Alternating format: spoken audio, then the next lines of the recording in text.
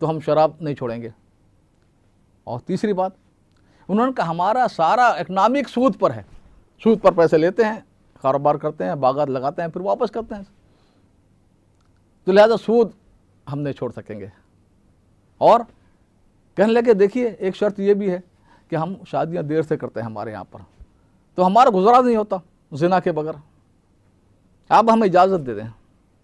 یعنی یہ جو ان شرطوں پر اسلام لانا چاہ رہے ہیں, تو حضور اکرم صلی اللہ علیہ وسلم نے فرمایا نہیں, اسلام تو اللہ کے سامنے سر جھکا دینے کا نام ہے, ہر بات قبول کرنے کا, شرطوں کے ساتھ اسلام نہیں ہوتا. ایک رات انہوں نے مہلت مانگی, دوسرے دن غیر مشروط طور پر بغیر کسی شرط کے مسلمان ہونے کا فیصلہ کر لیا.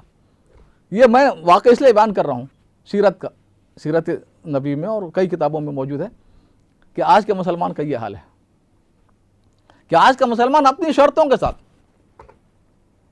اب پاکستان ہے, بنگلہ دیش ہے, مصر ہے, الحمدللہ ہم مسلمان ہیں, کلمہ پڑھتے ہیں, انفرادی حیثیت سے ذاتی طور پر نماز پڑھتے ہیں, مسلمان ہیں, لیکن من حیث القوم اور من حیث المعاشرہ اور من حیث التمدن ہماری شرطیں ہیں کہ بس ٹھیک ہے فرض مت رکھو, مرضی جس کو چاہے پڑھے نماز نہ پڑھے, ہاں سود کے بارے میں جبر مت کرو, اس کو چلنے دو, شراب کے بارے میں بتاؤ فضائل بتاؤ کہ منع ہے یہ, لیکن اس تو گویا طائف انہوں نے ایک رات میں فیصلہ کر لیا تھا ہم 50 سال ہو گئے آزاد ہونے کا, 60 سال ہو گئے, لیکن ہم ابھی تک من حیث القوم من حیث المعاشرہ اسلام قبول نہیں کر سکے. تو میں عرض کر رہا تھا کہ اللہ تعالیٰ سے یہ دعا مانگنی چاہیے, ہم ایسے خطرناک دور میں ہیں جس دور میں فرمایا حضور اکرم صلی اللہ علیہ وسلم نے دین پر چلنا ہاتھ پر انگارہ رکھنے کے برابر ہوگا, کل جمرۃ علی الید, اور اس کا ثواب بھی بہت ایسے دور میں ہے. تو یہ جو آخری دور چل رہا ہے جس کو کل میں نے کہا تھا دجالی دور ہے, یہ دیکھیے ایک بات آپ کو عرض کروں کہ عقائد کے اعتبار سے مسلمان, یہودی اور عیسائی میں کیا فرق ہے. مسلمان اور عیسائی قریب قریب ہیں. مثال کے طور پر حضرت عیسیٰ السلام کو ہم بھی اللہ کا نبی مانتے ہیں, کرسچن بھی مانتے ہیں. یہودی ہیں وہ انہیں کافر کرتے ہیں, مرتد کہتے ہیں, واجب القتل کہتے ہیں, ولد الزنا کہتے ہیں, نعوذ باللہ. دوسرا فرق ہم اور عیسائیوں کا ایک ہے کہ ہم کہتے ہیں حضرت عیسیٰ السلام بغیر باپ کے کماری مریم سے پیدا ہوئے. کرسچن بھی یہ کہتے ہیں کماری مریم سے بغیر باپ کے پیدا ہوئے. لیکن آج یہودی یہ کہتے ہیں کہ نہیں ان کا باپ تھا.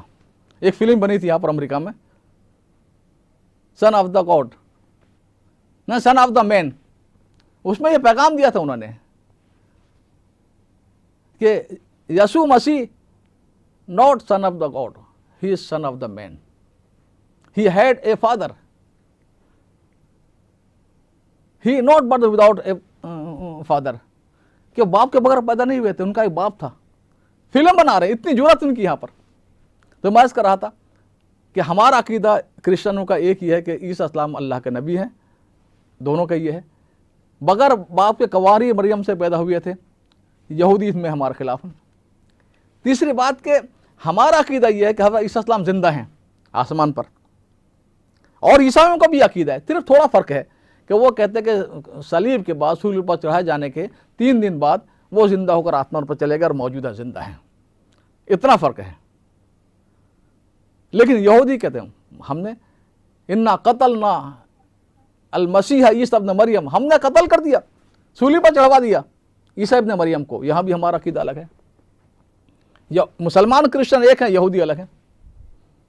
پھر ایک عقیدہ یہ ہے کہ حضرت عیسیٰ السلام آئیں گے آخری دور میں, یہ ہمارا بھی عقیدہ ہے, کرسچن کا بھی عقیدہ ہے کہ حضرت عیسیٰ السلام آئیں گے اور دنیا میں انصاف قائم کریں گے, اللہ کی بادشاہت قائم کریں گے, اسلام کو قائم کریں گے.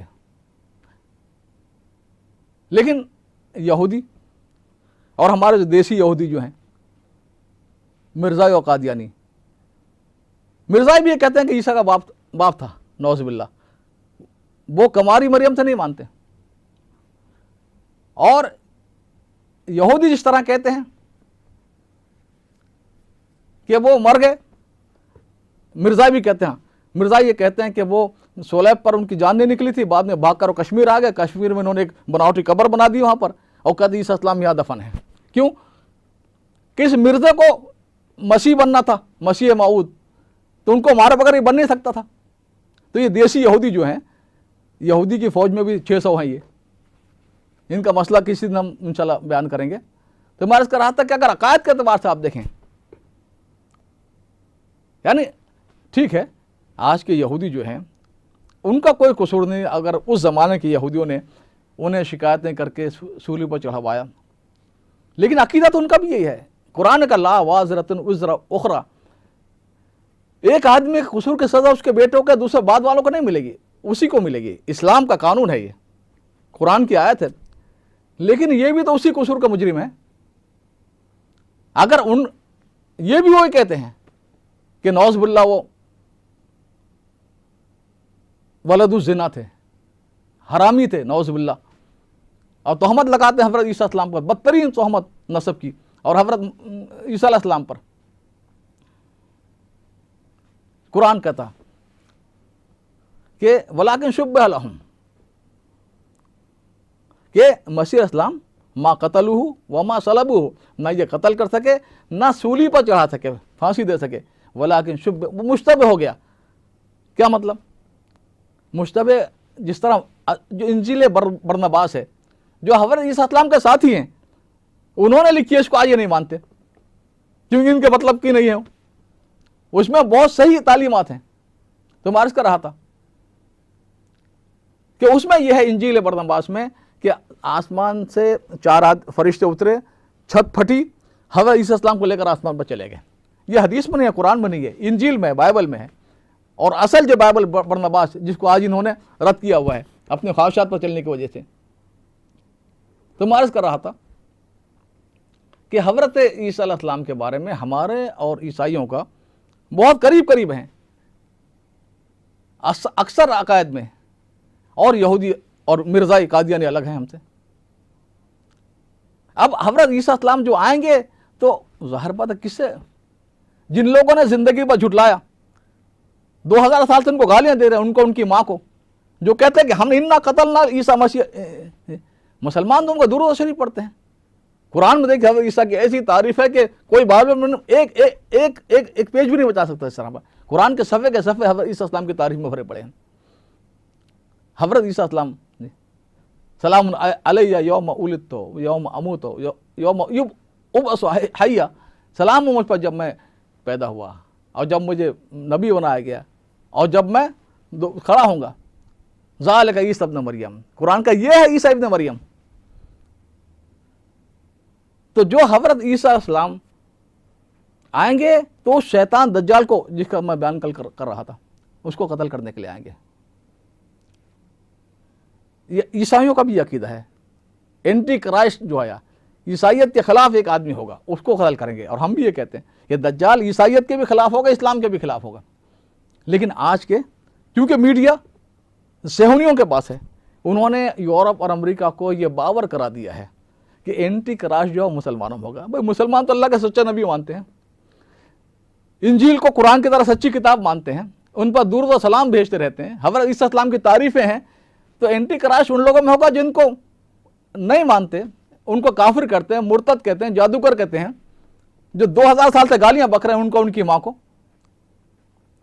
تو میں عرض کر رہا تھا کہ وہ بہت خطرناک دور میں ہم داخل ہو گئے ہیں, لیکن ہمیں حالات سے گھبرانا نہیں چاہیے. دیکھو مومن جو ہے نا, کسی بھی حالت میں مایوس نہیں ہوتا. مایوسی کفر ہے. جو پریشانی ہے وہ ہے اپنی جگہ پر, ہم اگر عمل پر آج اللہ حالت ہمارے بدل دیں گے. حضور اکرم صلی اللہ علیہ وسلم پیٹ پر پتھر بندھے ہوئے ہیں, پریشانی کی حالت ہے, پورے عرب کا اجتماعی لشکر آیا ہوا مسلمانوں ختم کرنے کے لیے, متحدہ محاذ سارے قبائل کا 24,000 کا لشکر, اور مٹھی کے 2,500 مسلمان مدینے میں گھرے ہوئے ہیں, اور بھوک پیاس کی حالت میں ہیں. آپ خندق کھود رہے ہیں, آپ نے جو کدال مارا, ایک ایسا پتھر آ گیا جو صحابہ نے عرض کیا حضور یہ ہم تو ٹوٹ نہیں رہا, یعنی خندق جو کھودی جا رہی تھی ڈیفنس کے لیے, تو آپ نے جب کدال ماری تو ایک چنگاری نکلی. فرمایا کہ میں نے کس طرح کے محلات دیکھے. پھر آپ نے کودال ماری پتھر کو توڑنے کے لیے, تو فرمایا کہ میں نے کیسر کے محلات دیکھے, ملک شام کے. اور کوئی کہہ سکتا کہ بھئی محلوں کے خواب آ رہے ہیں, پیٹ پر پتھر بندھے ہیں, جان کے لالے پڑے ہوئے ہیں, پتہ نہیں کب اتنا بڑا لشکر 24,000 کا تمہیں پکڑ کے ذبح کر دے, اور تمہیں کہ حضور خوشخبریاں دے رہے ہیں کہ تم فتح کرو گے ایران کو اور شام کو اور اس کو اور اس کو. تو مسلمان ایسے حالات میں بھی مایوس نہیں ہوتا. ایمان کی عجیب شان ہے, عجیب حالت ہے ایمان کی. ایک بزرگ کا واقعہ ہے, آج سے تقریباً 30-40 سال پہلے پانی کے جہاز سے حج ہوتا تھا. عام طور پر سستا بھی پڑتا تھا, اور ہمارے اکثر حاجی 99% آج سے 50 سال پہلے تک وہ پانی کے جہاز سے جاتے تھے. وہ بزرگ حج کے لیے جا رہے ہیں. اب یہ غافل مسلمان حج کے لیے جا رہا اللہ کے دربار میں, لیکن نمازیں قضا کرتا ہوا, غیبتیں کرتا ہوا, گناہ کرتا ہوا, تاش اور پتے کھیلتا ہوا. نہ تعلیم ہے, نہ ذکر ہے, نہ نمازوں کا اہتمام ہے, نہ اللہ سے دعائیں ہیں, نہ توبہ استغفار ہے جس طرح جانا چاہیے.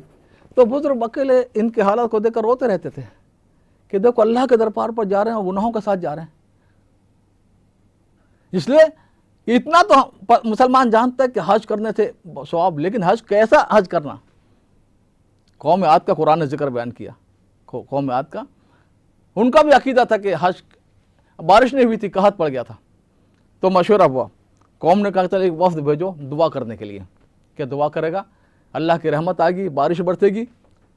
اب وہ گناہ کرتے ہوئے وہاں پر گئے اور اس سے حج سے عذاب آیا. تو میں عرض کر رہا تھا بزرگ رو رہے ہیں کہ کیسے. اتنے میں جہاز طوفان میں آ گیا, حج کو لے کھانے لگا.